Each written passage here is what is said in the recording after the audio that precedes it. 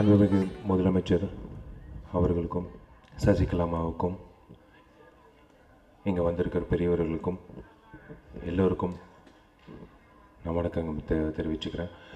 இன்றைக்கி எம்ஜிஆர் ஐயாவோட 100ஆண்டு விழா. அதே சவுத் இந்தியன் ஃபிலிம் இண்டஸ்ட்ரியில் நானும் ஒரு நடிகனாக இருக்கிறது பெருமைப்படுறேன். எம்ஜிஆர் ஐயா ஒரு நடிகனாக மட்டும் இல்லை, ஒரு முதலமைச்சராக பொதுமக்களுக்கு எத்தனையோ சேவைகள் நலத்திட்டங்கள் பண்ணியிருக்காரு. இன்றைக்கி ஒவ்வொருத்தரும் ஏதோ ஒரு வகையில் சமுதாயத்துக்கு ஒரு நல்ல விஷயம் பண்ணணும், மக்களுக்கு நல்லது பண்ணணும் அப்படின்னு நினைக்கிறாங்க. அது கண்டிப்பாக ஒரு இன்ஸ்பிரேஷனாக எப்போவுமே எம்ஜிஆர் ஐயா தான் வச்சுக்கிறாங்க. எம்ஜிஆர் ஐயா செஞ்சது சாதாரண விஷயம் இல்லை. விவசாயிகள் உட்பட அத்தனை பேருக்கும் நல்லது செஞ்சுருக்காரு. அதை பின்பற்றி நான் முடிஞ்ச அளவுக்கு எல்லாரும், அதாவது ஒரு நடிகனாக இல்லை, இங்கே இருக்கிற அத்தனை பொதுமக்கள் சார்ந்த அத்தனை பேரும் விவசாயிகளுக்கு நல்லது செய்யணும்னு நான் ஆசைப்படுறேன். கண்டிப்பாக அதே தான் நான் இங்கே இருக்கிற முதலமைச்சர் ஐயாவுக்கும் சசிகலா அம்மாவுக்கும் நான் வேண்டுகோள் கேட்டுக்கிறது இதுதான். நன்றி, வணக்கம்.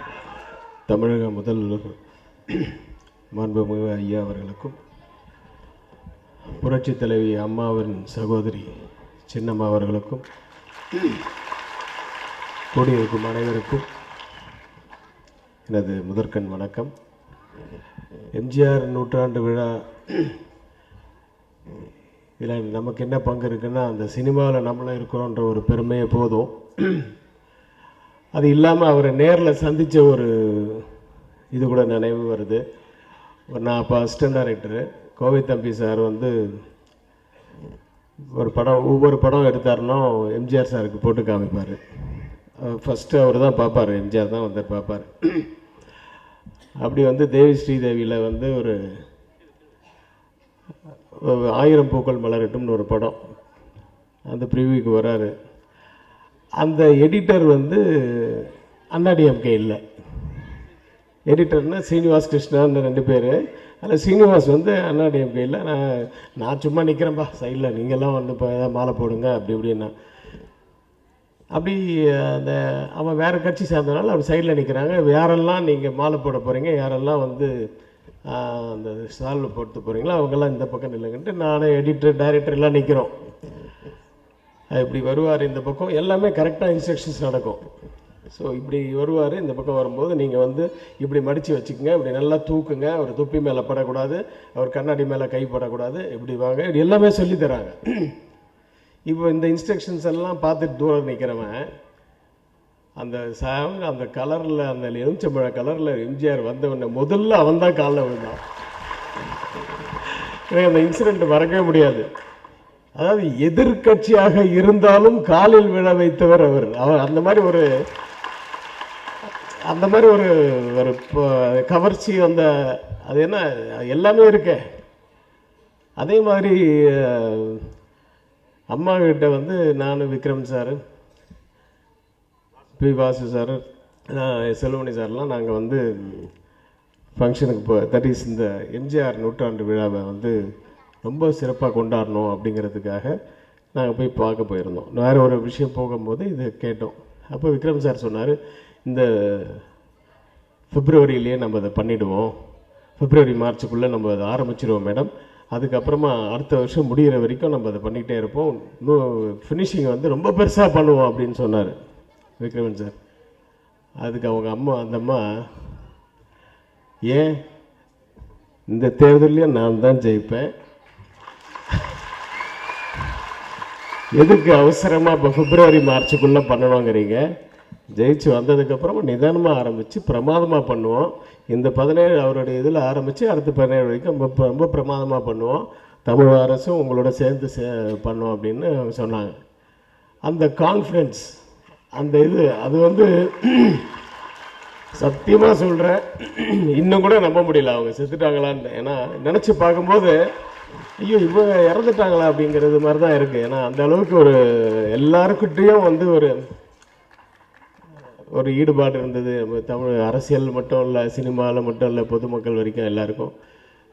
அவங்க இருந்து நடத்த வேண்டிய விஷயங்களை அவருடைய கூட இருக்கிற சகோதரியும் தமிழக முதல்வரும் சேர்ந்து நடத்துறதுக்கு ரொம்ப சந்தோஷம். மிகச்சிறப்பாக இந்த நூற்றாண்டு விழா கொண்டாடணுன்ட்டு எல்லாரையும் கேட்டுக்கிறேன். நன்றி, வணக்கம்.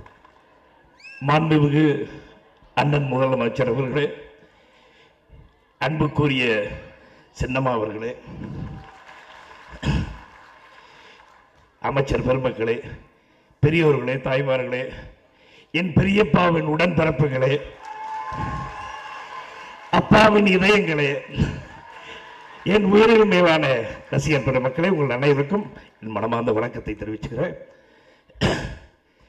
என்னடா நடிகர் தலத்தோட பையனுக்கு என்னடா இந்த புரட்சி தலைவரோட மேடையில் வேலை நீங்கள் கேட்டிங்கன்னா, சின்ன பிள்ளையில வந்து புரட்சி தலைவரோட பேரை சொன்னா எங்கள் அப்பா தலையில் அடிப்பார், டம்முன்னு போடுவார்.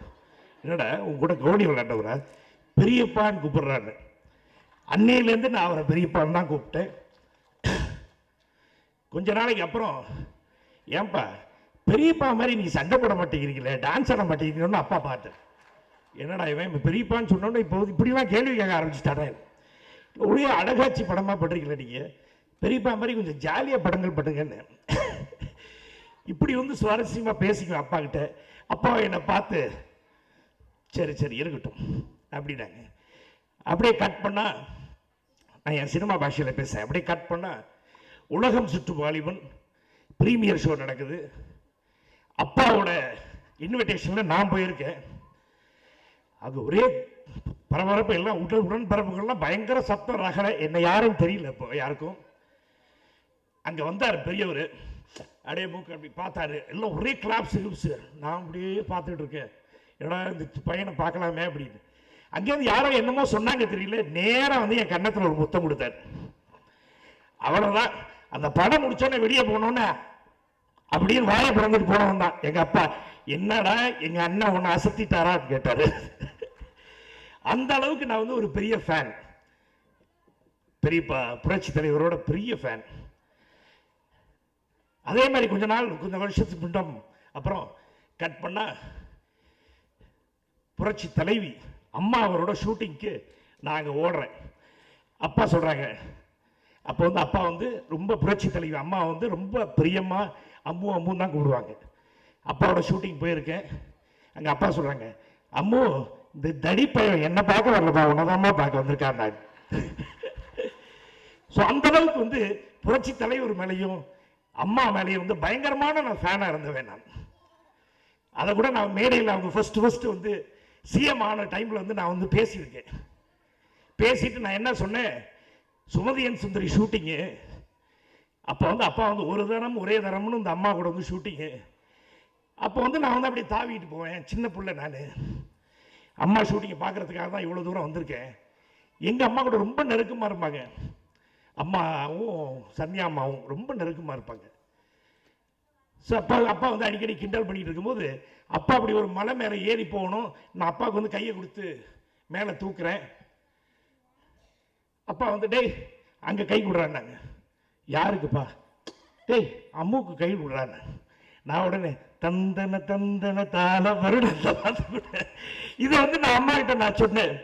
அம்மா சிரிச்சு மேடையில் அன்னையிலேருந்து அவ்வளோ பிரியமா பழகுவாங்க. என்கிட்ட மட்டும் இல்லை, எங்கள் அக்கா கூட எங்கள் அண்ணன் கூட அத்தனை பேர்கிட்டையும். இப்போ ஒரு 8-9 மாதத்துக்கு முன்னாடி எங்களை வந்து கோட்டை கிடச்சி அம்மா சிவாஜி சாரை விட என்னை விட வேற யாருக்கு தெரியும், நான் மணிமண்டபம் கட்டுறேன்னாங்க. அம்மா இப்ப இல்லை, ஆனா அம்மா விட்டுட்டு போன அத்தனை காரியங்களும் செய்யக்கூடிய ஒரே ஆளு எங்க சின்னம்மா ஒருத்தர் தான். அதுல எனக்கு முழுமையான நம்பிக்கை. யாரும் யாரை பத்தி பேசணும் கவலைப்படாம நீங்க வந்து நீங்க எல்லாரும் இங்க இருக்கீங்க, அருமையா நடத்துங்க, ஆட்சியை அருமையா நடக்கும். அதுக்காக நான் எங்க அப்பா கிட்ட வேண்டிக்கிறேன், எங்க பெரியப்பாவும் எங்க அம்மா கிட்ட வேண்டிக்கிறேன். வணக்கம் வணக்கம் வணக்கம். எல்லாருக்கும் வணக்கம். நூற்றாண்டு விழா புரட்சித் தலைவர் எம்ஜிஆர் அவர்களுக்கு எடுக்கும் இந்த நேரத்தில் அரை நூற்றாண்டை கூட கடக்காத நான் இந்த மேடையில் நிற்பதை பெருமையாகவும் பாக்கியமாகவும் கருதுகிறேன். நான் ஒரு தோழிமார் கதை சொல்லலாம் என்று இருக்கிறேன். எனக்கு தெரிந்து 33 வருடங்கள் ஒரு நீண்ட பயணம் அம்மா கூட. நான் பல மேடைகளில், பல விழாக்களில், பல காரில் அம்மா வந்து எங்கெங்கே வருவாங்களோ அங்கெல்லாம் வந்து என்னென்னா டிவியில் எல்லாத்துலேயுமே நான் தள்ளி இருந்து பார்த்துருக்கேன். அவங்க நேரடியாக நான் பார்த்ததே இல்லை, அவங்க குரல் கூட நான் கேட்டதில்லை. எப்பயுமே பார்த்தா கரெக்டாக அந்த கேமரா அவங்க நோக்கி வரும்போது மட்டும் அப்படி பின்னாடி போயிடுவாங்க. அவங்க எதாவது திரும்பி பார்த்தாங்கன்னு சொன்னால் அவங்களுக்கு எதாவது தேவையோ எடுத்து கொடுப்பாங்க. இப்படி ஒரு அன்பான, கருணையான, தகுதியான, மிகப்பெரிய ஒரு சகிப்புத்தன்மை, மிகப்பெரிய தியாகம், இதெல்லாம் இருந்தால் மட்டும்தான் இப்படி ஒரு பயணம், நீண்ட பயணம் ஒருத்தவங்களுக்கு இருந்திருக்க முடியும்.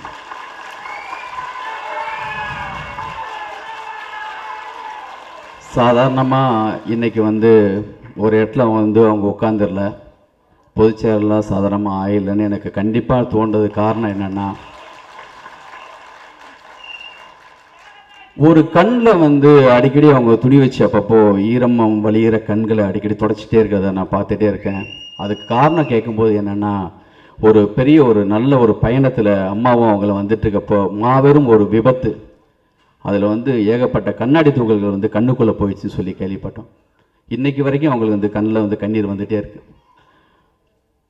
அது மிகப்பெரிய ஒரு தியாகம் இருந்தால் மட்டும்தான் வந்து இப்படி ஒரு தோழியாக இத்தினால் அவங்களால் அவங்க இருந்திருக்க முடியும். 1008 விமர்சனங்கள், எத்தனையோ பழிச்சொல்கள், எனக்கு எந்த அரசியலும் கிடையாது.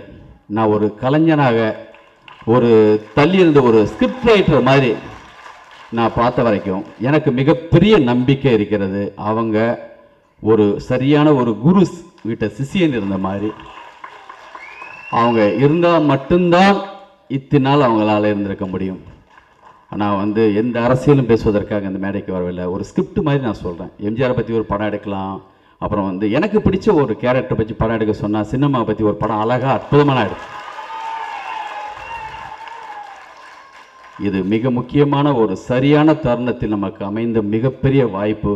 எப்போதும் நமக்கு இணக்கமான சரியான ஒரு தலைமை இருந்தால் மட்டும்தான் சினிமாவில் நம்ம எவ்வளோ கஷ்டப்படுறோம், எவ்வளவு அப்படியே எல்லாருமே நல்லா இல்லை, 100ல் 10 பேர் 5 பேருக்கு சரியான வாய்ப்பு, முக்கியமான இடம் கிடைக்குது. இந்த மாதிரியான கருணை உள்ளம் கொண்டவர்கள் மட்டுமே தான் நம்மளை தொடர்ந்து வழிநடத்த முடியும். அது உங்களுக்கு கிடைத்த பாக்கியமாகவும் நான் அதை கருதுகிறேன். தயவுசெய்து இது வந்து எனக்கு வந்து அரசியல் தெரியாது. அவங்க கண்ணில் துடைக்கிற கண்ணீரோடு சேர்த்து நம்மளுடைய மொத்த கண்ணீரையும் துடைப்பார்கள் என்ற நம்பிக்கையோடு எம்ஜிஆர் அவங்கள பற்றி சொல்லணும்னா, ஆடியன்ஸோட பல்ஸ்னு எல்லாமே சொல்கிறோம். இங்கே வந்திருக்காங்க was sir, KS. Ravikumar sir, Bhagyaraj sir, Bharathiraj sir, எல்லாமே இருக்காங்க. மிகப்பெரிய ஜாம்பவங்கள்லாம் நமக்கு தெரியும். ஆனால் சினிமாவுடைய உண்மையான பல்ஸை மொத்தமாக கையில் வச்சிருந்தது வந்து நம்ம எம்ஜிஆர், புரட்சித் தலைவர் பொன்மலைச்செம்மார் எம்ஜிஆர் அவர்கள் மட்டும்தான். அது வந்து அவங்களுடைய 100ஆண்டு விழா கொண்டாடுறதில், அதுவும் இப்படி ஒரு தலைமையின் கீழ் கொண்டாடுவதை நான் வரவேற்கிறேன். இந்த ஆண்டு முழுக்க இந்த விழா நடக்கும். அடுத்த வருடமும் அடுத்த மாதமும் இந்த விழாவை தொடர்ந்து செய்யலாம் என்று கருதியிருக்கிறோம். அம்மா இருந்து நடத்த வேண்டிய ஒரு விழா. அவர்கள் விரும்பியிருக்கலாம், அவர்களை வளர்த்தெடுத்த புரட்சித் தலைவருடன் இருந்து இந்த விழாவை அனுபவிக்க வேண்டும் என்று விரும்பியிருக்கலாம். அதற்காக தான் அவர்கள் நம்மோடு இப்போது இல்லை. என்னுடைய சகோதரர்களும் என்னுடைய உண்மையான என் தோழியும் இதை கவனித்துக் கொள்வார்கள் என்று சொல்லிதான் அவர் இங்கிருந்து நம்மளிடம் ஒப்படைத்து விட்டு சென்றிருக்க வேண்டும். இதை கையில் எடுத்து தொடர்ந்து நாம் செய்வோம். நன்றி, வணக்கம். புரட்சித் தலைவர் எம்ஜிஆர் அவர்களின் 100ஆண்டு விழாவில் பங்கு கொள்ள வந்து திருவிளக்கேற்றி அமர்ந்திருக்கும் நட்புக்கு இலக்கணம் என்றால் கோப்பெருஞ்சோழன், பிசிராந்தையார் நட்பை சொல்லுவார்கள். இது காலங்காலமாக கல்வெட்டால் பதிக்கப்பட்ட ஒன்று. அதுபோல் நட்புக்கு இலக்கணம் என்றால் புரட்சி தலைவி அம்மா அவர்களும் மக்கள் தலைவி சின்னம்மா அவர்களும் இவர்களுடைய நட்புக்கு அகராதியில் வார்த்தைகளைத்தான் தேடிக்கொண்டிருக்க வேண்டும். அப்படிப்பட்ட ஒரு தூய அன்பு, தியாகம், பண்பு, பாசம், ஒற்று உறவு அத்தனையும் சேர்ந்த ஒரு கூட்டுக்கலவைத்தான் புரட்சி தலைவி அம்மா அவர்களுக்கும் மக்கள் தலைவி சின்னம்மா அவர்களுக்கும் ஒரு நட்பு. அப்படிப்பட்டவர்கள் மேடையில் அமர்ந்திருக்கிறார்கள். மாண்புமிகு முதல்வர் அவர்களே, மேடையில் வீட்டிற்கும் திரைச்சிற்பிகளே, அரசியல் தலைவர்களே, பத்திரிகை சகோதரர்கள், தொலைக்காட்சி தோழர்கள், உங்கள் அனைவருக்கும் என் பணிவான மாலை தமிழ் வணக்கத்தின் மகிழ்வோடு தெரிவித்துக் கொள்கின்றேன். புரட்சி தலைவர் அவர்களின் 100ஆண்டு விழா சீரும் சிறப்புமாக மிக விமரிசையாக ஓராண்டு முழுவதும் கொண்டாடி எங்களுடைய சந்தோஷத்தை வெளிப்படுத்தும் ஆண்டாக இந்த 2017 ஆண்டு ஆரம்பத்திலிருந்து முடிவு வரையில் நாங்கள் செயல்படுத்த இருக்கிறோம். புரட்சி தலைவருக்கு 7 என்ற எண் ஒரு சிறப்பினை தந்திருக்கிறது. அவர் பிறந்த வருடம் 1917. அவர் திரையுலகில் காலடித்து வைக்க வேண்டும் என்று வீட்டை விட்டு வெளியேறிய வருடம் 1927. அதற்கடுத்து அவர் திரையுலகில் நுழைந்த வருடம் 1937. 1947 தான் அவர் கதாநாயகனாக மிளிர்ந்தார், மலர்ந்தார். 57 திராவிட இயக்கத்தில் இணைந்து 67 திராவிட இயக்கத்தில் சட்டமன்ற உறுப்பினராகி 77 அண்ணா திராவிட முன்னேற்றம் கண்டு புரட்சி தலைவர் என்ற பெருமையுடன் தமிழகத்தையே ஆண்டவர். 77 மட்டுமில்லாமல் 87 அவர் தெய்வமானார். இப்பொழுது 2017 நாங்கள் எல்லாம் அவருக்கு 100ஆண்டு விழா கொண்டாட இருக்கிறோம். திரையுலகில் ஒளிவிளக்கு படத்தையும் ராமன் தேடிய செய்தி படத்தையும் பல்லாண்டு வாழ்க தாயின் மடி இப்படி பன்னரும் படங்களை வாங்கி விநியோகித்து இந்த நிலைமைக்கு நாங்கள் உயர்ந்திருக்கிறோம் என்றால் புரட்சி தலைவரும் புரட்சி தலைவரும் இணைந்த படங்களை நாங்கள் விநியோகித்து தான். ஆகவே சின்னம்மா அவர்கள் கரம் உயர்ந்தோங்க இந்த திரையுலகம் நாளும் நாளும் அவர்களுக்கு தோள் கொடுத்து நிற்கும் என்று சொல்லி நட்புக்கும் உண்மைக்கும் சத்தியத்துக்கும் நாங்கள் என்றும் துணை இருப்போம் என்று சொல்லி விடைபெறுகிறேன். நன்றி, வணக்கம். என் இனிய தமிழ் மக்களே, ஒரு கள்ளிக்காட்டில் ஒரு புழுதி மண்ணில் தனக்குத்தானே விதைத்து இன்று விண்ணளவுக்கு வளர்ந்து தமிழகத்தை 3 முறை ஆளுவதற்கு தகுதி இருக்கிறது என்று நிரூபித்த எங்கள் மண்ணின் மைந்தன், மரியாதைக்குரிய தமிழகத்தின் முதல்வர், செல்லமாக அழைக்கப்படும் ஓபிஎஸ் அவர்களே, பொதுவாக நமது பெண்களை பள்ளிக்கு அனுப்புவதே தடுத்து நிறுத்திய ஒரு காலங்கள் உண்டு. நான் எப்பொழுதுமே இந்த மேடையை நல்லா பேசுவேன், ஒரு தமிழன் தமிழச்சி இந்த நாட்டுக்கு வரக்கூடாதா என்று. என் ஆதங்கத்தை இன்றைக்கு ஒரு பெரும் மக்கள் சக்திக்கு, ஒரு பெரிய பேரியக்கத்துக்கு ஒரு பொதுச் செயலாளராக தேர்ந்தெடுத்து ஒரு பெண்மை ஆளுமையுடன் இங்கே அமர்ந்திருக்கும் உங்களால் செல்லமாக அழைக்கப்படும் சின்ன மேடம் அவர்களே,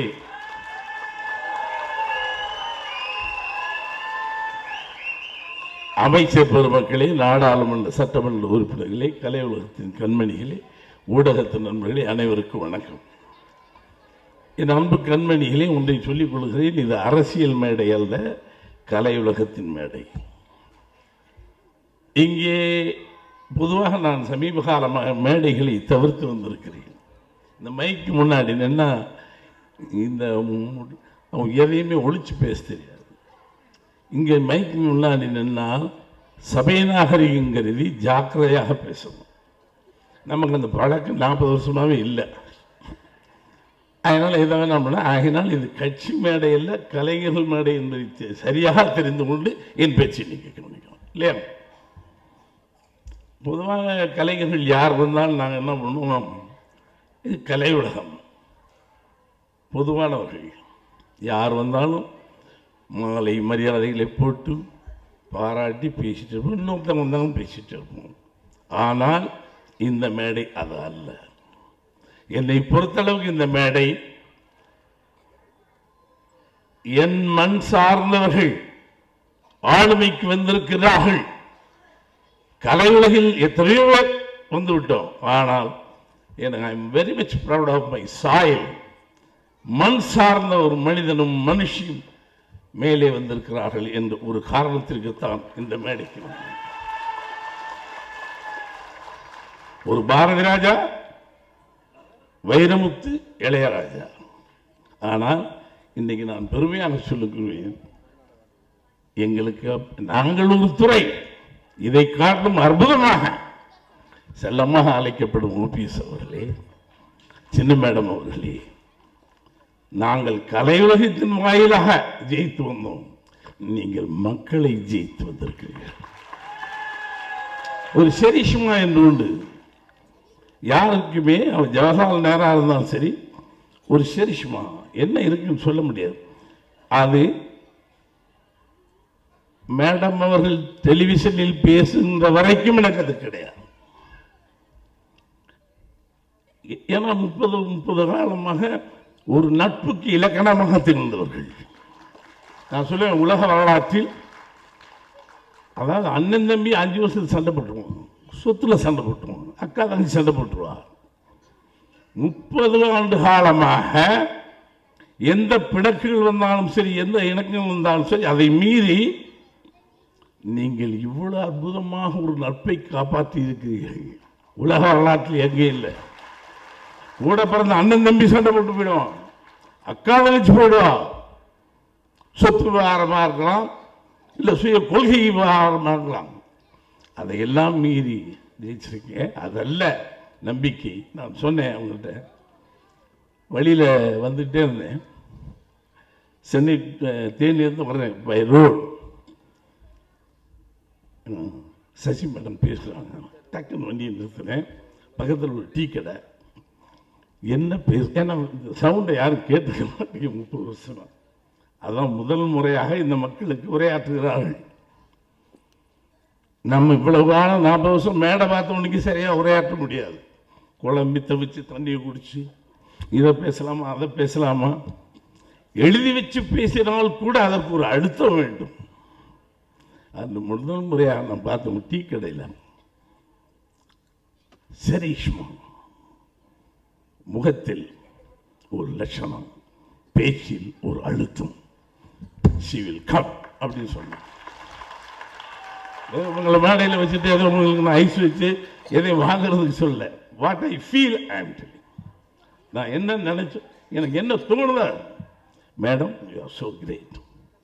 அவர் உங்களுக்கு என்று எழுதப்பட்டு இருக்கிறது, யாரும் ஒன்றும் தடுத்து நிறுத்த முடியாது.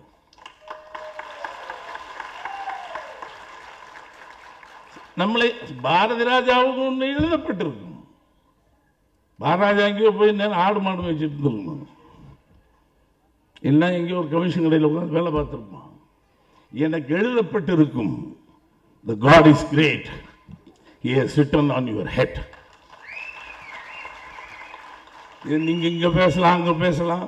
இன்னொன்று கூட சொல்லுவாங்க எல்லாரும், என்ன பாரதிராஜா திடீர்னு எல்லா மேடைகளையும் பார்த்து விட்டேன், என்ன ஒரு இப்படி பேசுறாரு, வேற ஏதோ இருக்கும்னு கற்பித்து. யாராக இருந்தாலும் தெளிவாக சொல்ல, நான் பார்க்காத மேடை இல்லை. எம்ஜிஆர் 3 எழுத்து அந்த மனிதனை, இந்த மேடை எனக்கு உண்மையில் நினைச்சு பார்க்க அவ்வளவு, அதாவது ஒரு முதல்வராகவே நான் விட்டு பழகலை. தோல் அடித்து பேசுவேன், பக்கத்தில் பிஏ எல்லாம், சார் என்ன சார் அவர் தொட்டு பேசுகிறீங்க, யோ விடியா நான் அப்படி தான் பேசுவேன். அவர் அதாவது வச்சுக்கலாம், அவர் போய் விட்டுடுங்கன்னு. 3 எழுத்து எம்ஜிஆர் சார் உலக வரலாற்றில் இப்போ வரைக்கும் இருந்திருக்காங்க சார். காலம் கட 30 ஆண்டுகளுக்கு பின்னாடும் அந்த மூச்சு, உயிர் மூச்சு இன்னும் 300 ஆண்டுகளுக்கு பின்னாடும் இருக்கும். எம்ஜிஆர் தமிழ் 3 எழுத்து, மூச்சு 3 எழுத்து, எம்ஜிஆர் 3 எழுத்து, தமிழ் 3 எழுத்து. நீங்க பாருங்க, 3 எழுத்தில் என் மூச்சு இருக்கும், அது முடிந்த பின்னாலும் என் பேச்சு இருக்கும் சொன்னார். எவ்வளவு பிடிக்கும். கண்ணதாசன் எழுதுனா அது வேற.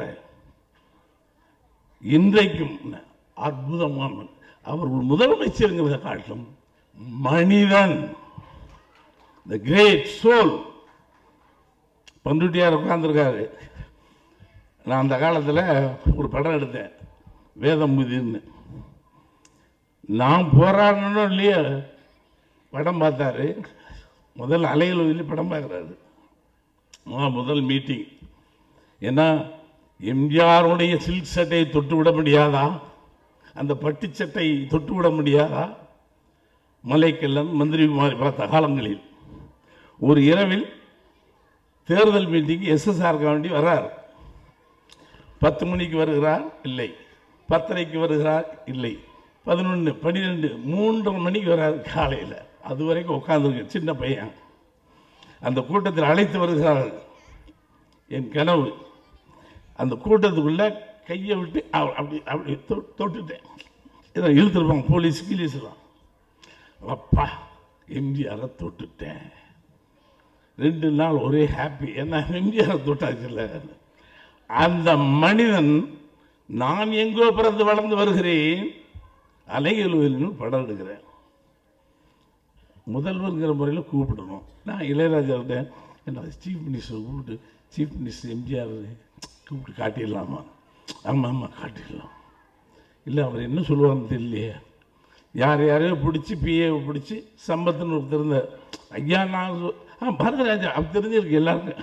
அப்போ கொஞ்சம் பாப்புலர் தான். படம் பார்க்க வர்றாரு, படம் பார்க்குறாரு. இப்போ நடிகர் சங்க கட்டணத்தில் அந்த தியேட்டர் இருக்குது. படம் பார்த்துட்டே இருக்கும்போது நான் எந்திரிக்கிறேன், விட மாட்டேன். ஜானகியமாக பக்கத்தில் உட்கார்றாரு இருப்பார்.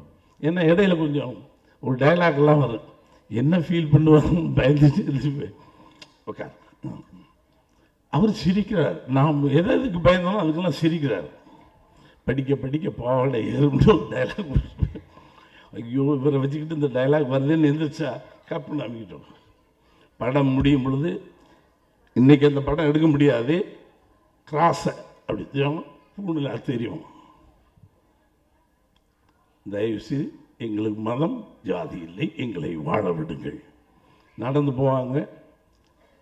ஒரு அற்புதமான முடிவு பண்ணியிருந்தாங்க. படம் பார்த்து எந்திரிச்சார்.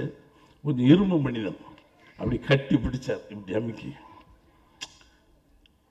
பெரியாரும் அண்ணாவும் இல்லை, கஷ்டமாக இருக்குண்ணா. எனக்கு ஒன்றும் புரியல. என்னன்னு இன்னைக்கு இந்த படத்தை பார்ப்பதற்கு பெரியாரும் அண்ணாவும் இல்லை. நாங்கள் மேடையில் சொல்ல பயந்ததை தைரியமாக திரையில் சொல்ல ஒரு மனிதன், நீ உனக்கு மிகப்பெரிய வரலாறு இருக்குன்னார். அதுக்கப்புறம் அவரோட நான் பழகிறேன்.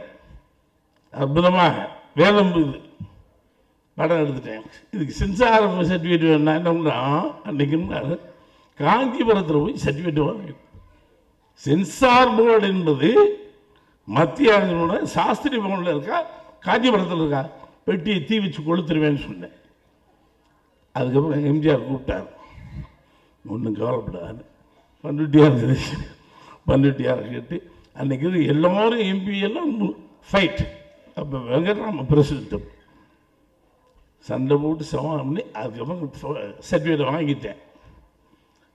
எதுக்காக சொல்கிறேன்னா, மனிதன் முதலமைச்சர் என்பதை காட்டிலும் நேசமும் பாசமும் உள்ள ஒரு அற்புதமான மக்கள் நேசிக்கக்கூடிய மிகப்பெரிய தலைவன் எம்ஜிஆர். எந்த தலைவனும் காலம் கடந்தும் இன்னும் மாற்று கட்சிக்காரன் கூட இன்னும் விமர்சிக்க முடியாத ஒரே தலைவன்.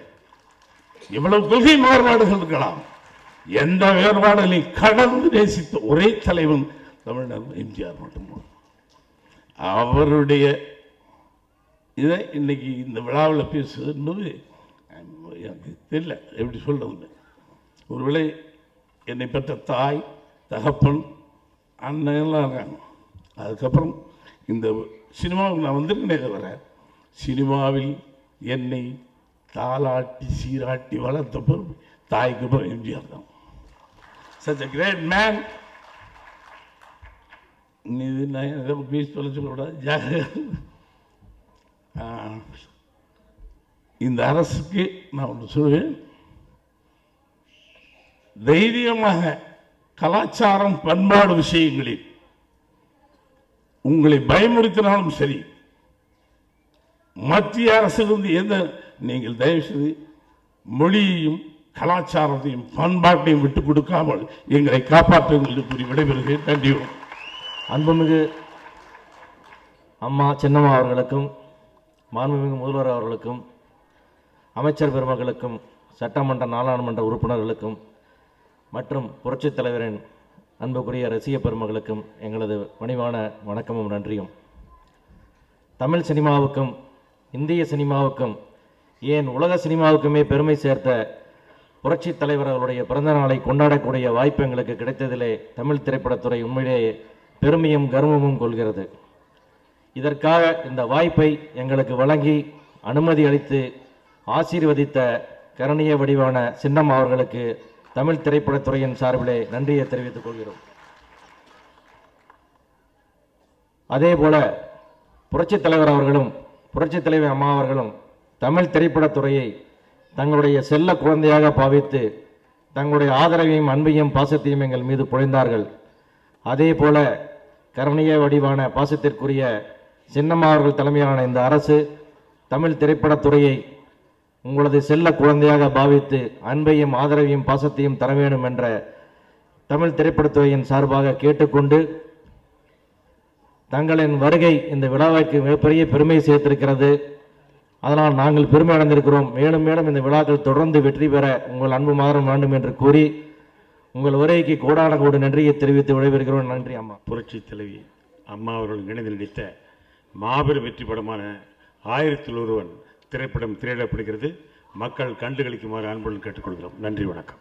மனிதனாக பிறந்து மகானாக வாழ்ந்து அவதாரமாக மறைந்து இன்று நம் அனைவரின் இதயங்களிலும் தெய்வமாக வீற்றிருக்கும் புரட்சித் தலைவர் எம்ஜிஆர் அவர்களின் 100ஆண்டு விழாவிற்கு வருகை தந்திருக்கும் இதே தெய்வம் அவர்களின் இரத்தத்தின் இரத்தமான உடன்பிறப்புகளை உங்கள் அனைவரையும் வருக வருக என வரவேற்பதில் பெருமை அடைகிறேன். பேரன்பிற்கும் பெரும் மதிப்பிற்கும் உரிய மாண்புமிகு முதல்வர் அவர்களே, மாண்புமிகு அமைச்சர் பெருமக்களே, இந்த விழாவிற்கு சிறப்பு சேர்க்க வந்திருக்கின்ற சட்டமன்ற நாடாளுமன்ற உறுப்பினர்களே, புரட்சி தலைவி நம் இதய தெய்வம் அம்மா அவர்களுக்கு உற்ற தோழியாக, உடன்பரவாத சகோதரியாக, அம்மாவுக்கு இன்னல் நேரும் போதெல்லாம் இடைவிடாமல் உறுதுணையாக அருகில் இருந்து ஆலோசனைகள் தந்த ஆலோசகராக இன்று நம் அனைவரையும் வழிநடத்தி செல்லும் அனைத்து இந்திய அண்ணா திராவிட முன்னேற்ற கழகத்தின் பொதுச் செயலாளராக இருக்கும் நம் தியாக தலைவி சின்னம்மா அவர்களே, உங்களுக்கு என் முதல் வணக்கம். நாங்களெல்லாம் தமிழ் சினிமாவில் இருக்கிறோம் என்பதுதான் எங்களுக்கான அடையாளம், பெருமை. ஆனால் புரட்சி தலைவர் என்று ஒருவர் இருந்தார் என்பதுதான் தமிழ் சினிமாவுக்கே பெருமை. தமிழ் சினிமா 1931ஆம் ஆண்டு பேச ஆரம்பித்தது. பேசிய தமிழ் சினிமாவில் எல்லோராலும் பேசப்பட்டவர் மக்கள் திலகம் எம்ஜிஆர் அவர்கள். நாங்கள் அவரை நடிகராக பார்க்கவில்லை, அவரை கடவுளாக வழிபடுகிறோம். நல்ல நல்ல போதனைகளையும் கருத்துகளையும் சொல்பவர் தான் கடவுள் என்றால் புரட்சி தலைவரும் கடவுள் தான். நாம் ஆடுற கூத்தும் பாடுற பாட்டும் நாட்டுக்கு படிப்பினை தந்தாக வேண்டும் என்றும், சிரித்து வாழ வேண்டும் பிறர் சிரிக்க வாழ்ந்திடாதே, உழைத்து வாழ வேண்டும் பிறர் உழைப்பில் வாழ்ந்திடாதே என்றும், மாபெரும் சபைகளிலே நீ நடந்தால் உனக்கு மாலைகள் விழ வேண்டும், ஒரு மாற்றுக்குறையாத மன்னவன் இவன் என்று போற்றி புகழ வேண்டும், இருந்தாலும் மறைந்தாலும் பேர் சொல்ல வேண்டும், இவர் போல யார் என்று ஊர் சொல்ல வேண்டும். இப்படி பல நல்ல கருத்துக்களை தன் படங்களின் வாயிலாக சொன்னவர். அது மட்டுமல்ல, தாய் சொல்லை தட்டாதே, தர்மம் தலைகாக்கும், நீதிக்கு தலைவணங்கு என்று தன் படத்தின் தலைப்பு மூலமாகவே நமக்கு பாடம் எடுத்தவர். அதனால் தான் அவரை நாங்கள் வாத்தியார் என்று அன்புடன் அழைக்கிறோம். புரட்சி தலைவர் வாழ்ந்த காலத்திலே எத்தனையோ நடிகர்கள் இருந்தார்கள். அத்தனை நடிகர்களுக்கும் ரசிகர்கள் இருந்தார்கள். அந்த ரசிகர்கள் தங்கள் அபிமான நடிகர்களுக்கு தங்கள் இதயத்தில் தான் இடம் கொடுத்தார்கள். ஆனால் புரட்சி தலைவருக்கு நாங்கள் நாட்டையே கொடுத்திருக்கிறோம். ஏன்? வாரி வாரி வழங்கியதாலும், அனைவரிடத்திலும் அன்பாக நடந்து கொண்டதாலும், நல்ல நல்ல கருத்துக்களை தன் படங்களின் வாயிலாக சொன்னதாலும். 5 வருடங்களுக்கு முன்னால் நாம் வாங்கிய துணிகளையோ அல்லது பொருள்களையோ இப்பொழுது நாம் பயன்படுத்துவதில்லை அல்லது விரும்புவதில்லை. ஆனால் 60 வருடங்களுக்கு முன்னால் வந்த நாடோடி மன்னரையும் 50 வருடங்களுக்கு முன்னால் வந்த அடிமை பெண்ணையும் இன்றும் நாம் பார்க்கிறோம், ரசிக்கிறோம், கொண்டாடுகிறோம். ஏன்? புரட்சி தலைவர் அவரது நடிப்பு. இறுதியாக தலைவா, எங்கள் சுவாசம் இருக்கும் வரையிலும் உன் நினைவு இருக்கும். நாங்கள் வாழும் காலம் வரையிலும் உன்னை நினைப்போம். நாங்கள் வாழ்ந்த பின்னும் உன் வரலாறு நிலைக்கும் என்று சொல்லி வாய்ப்புக்கு அனைவருக்கும் நன்றி கூறி விடைபெறுகிறேன். நன்றி, வணக்கம். மேடையில் இருக்கிற பெரியவங்களுக்கும் விழாவுக்கு வந்திருக்கிற பெரியவங்க எல்லாருக்கும் என்னுடைய பணிவான வணக்கம். எம்ஜிஆர் ஐயா அவர்களுடைய 100வது ஆண்டு விழா. அப்பா அடிக்கடி அவங்கள பற்றி சொல்லிகிட்டே இருப்பாங்க. அவ்வளோ பிரச்சனைக்கு நடுவில் அப்பா போய் அவங்கள பார்க்க போயிருந்த அப்போ கூட அம்மா எப்படி இருக்காங்கன்னு கேட்டிருக்காங்க. அவருக்கு அவ்வளோ உடம்பு சரியில்லாமல் நிலைமையில கூட அப்பாவை ஞாபகம் வச்சுருந்து அப்பாவோட அம்மாவை ஞாபகம் வச்சுருக்கிறதுங்கிறது சாதாரண விஷயமே இல்லை. அவ்வளோ பாசமானவர், மக்களுடைய கஷ்டம் தெரிஞ்சவர், மக்களுக்காக அவ்வளோ பண்ணவர். அவர் இருந்த இடத்துல நாதசார் சொன்ன மாதிரி அவர் மிதித்த மண்ணில் நாங்களாம் மிதிச்சுட்டு இருக்கோங்கிறது எங்களுக்கு கிடைச்ச பாக்கியம். இந்த விழா இப்போ ஆரம்பிக்குது. இந்த விழா மிகப்பெரிய விழாவாக நடந்து இந்த வருஷம் ஃபுல்லாக கொண்டாட போகிறோம். அதுக்கு எங்களுக்கு கிடைச்ச பாக்கியமாக நினச்சிக்கிறேன். அந்த சந்தர்ப்பத்தை ஏற்படுத்தி கொடுத்த எல்லாருக்கும் நன்றி, வணக்கம். மாண்புமிகு தமிழக முதல்வர் அவர்களுக்கும் அனைத்திந்திய அண்ணா திராவிடர் முன்னேற்றக் கழகம் என்கின்ற பேரியக்கத்தின் பொதுச் செயலாளராக பொறுப்பேற்றிருக்கும் எங்கள் பாசத்திற்குரிய சகோதரி அவர்களுக்கும், அமைச்சர் பெருமக்களுக்கும், நாடாளுமன்ற உறுப்பினர்களுக்கும், சட்டமன்ற உறுப்பினர்களுக்கும், எல்லாவற்றையும் விட இங்கு பேரன்போடும் ஓகையோடும் குழுமியிருக்கும் மக்கள் திலகம் எம்ஜிஆர் அவர்களுடைய ரசிக பெருமக்களுக்கும் ஊடகங்களுக்கும் என்னுடைய வணக்கமும் வாழ்த்தும் அன்பும்.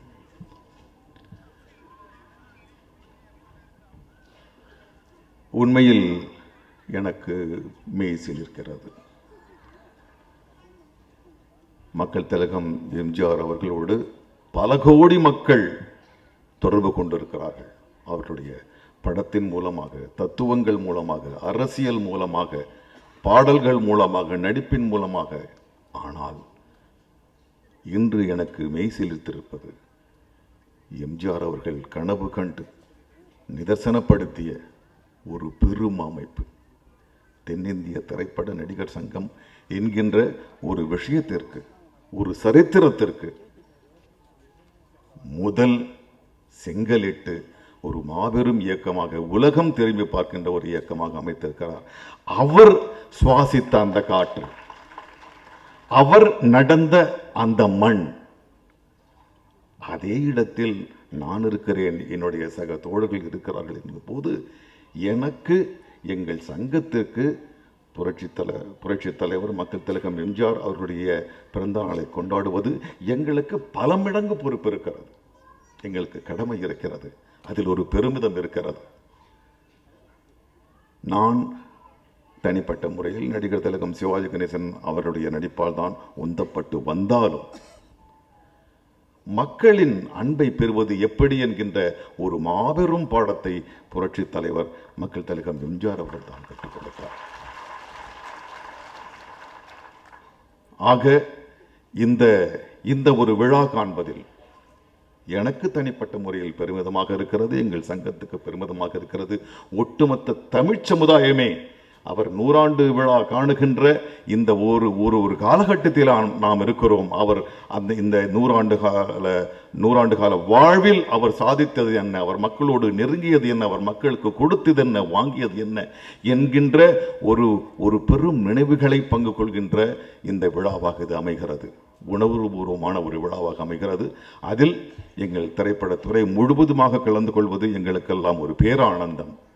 இது மிக பெரும் விழாவாக, இன்னும் 100 ஆண்டு கடந்தாலும் நினைவில் நிற்கின்ற ஒரு விழாவாக இது அமைய வேண்டும்.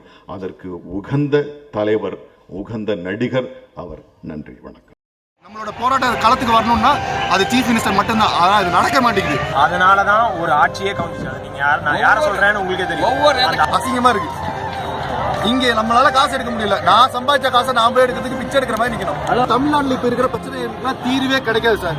நோட்டா பண்ணுவேன் சார். ஆமா, நோட்டா கையை எடுத்து கும்பிடுறோம். நோட்டா போடுங்க. யாரு நீங்க படிச்சிருக்கீங்க படிக்கல, உங்களுக்கு கொஞ்சமாவது உரைச்சிச்சுன்னா நோட்டா போடுங்க.